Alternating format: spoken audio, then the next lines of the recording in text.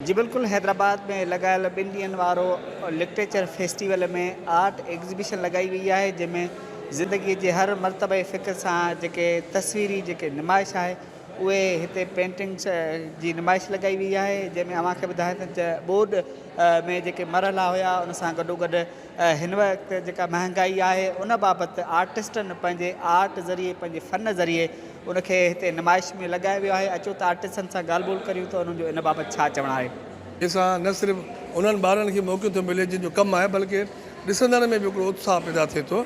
ऐं असीं उमेद कयूं था त हिननि प्रोग्रामनि जे ज़रिए ई असांजे नौजवाननि जे हुनर खे हथी मिलंदी। ये आर्ट गैलरी तमामु बहितरीनु आहे, छो जो हिकिड़ो आर्ट जो जेको आहे न हिकिड़ो पुराणो तमामु घणो क़दीमी चइजे या टाइप जो आहे, पर असां वटि छा एतिरी हथी न आहे उन फ़न खे, एतिरी माना इनखे पज़ीराई नथी मिले जहिड़ी मिलणु खपे।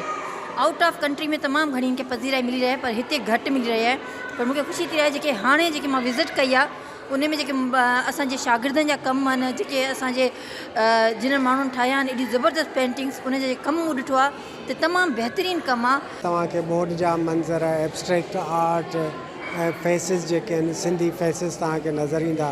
कल्चर ऐं हेरिटेज खे इहा एग्ज़िबिशन रिप्रेजेंट करे थी। मॉडर्न आर्ट तो हमने उस पर ही काम किया।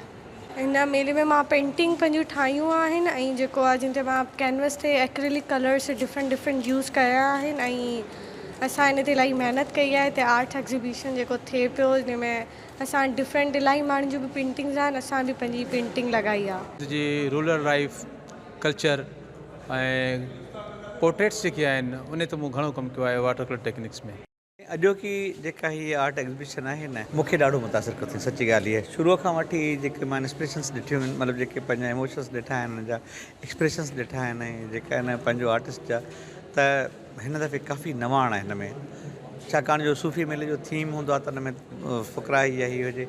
हिन में माना ॾाढी लिबर्टी ॾेखारी आहे आर्टिस्ट, जंहिंखे जेको सम्झ में ॻाल्हियूं आहिनि। ॾिसो न हाणे जीअं हीअ हैदराबाद टावर ठाहियो आहे, केॾो ख़ूबसूरत टावर ठाहियो आहे, सॼियूं सीनरीज़ सॼियूं स्केचिस गॾु करे जेके आहिनि सॼे शहर जूं बिल्डिंग्स करे करे हुनखे हिकिड़ो टावर ठाहियो आहे।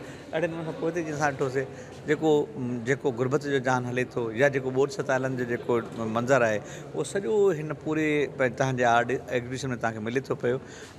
इनफैक्ट ॾाढी मुतासिर कनि इहे जेका आहिनि एग्ज़िबिशन। कैमरामैन नियाज़ मुल्ला सां गॾु इमाम अली भलाई, KT न्यूज़, हैदराबाद।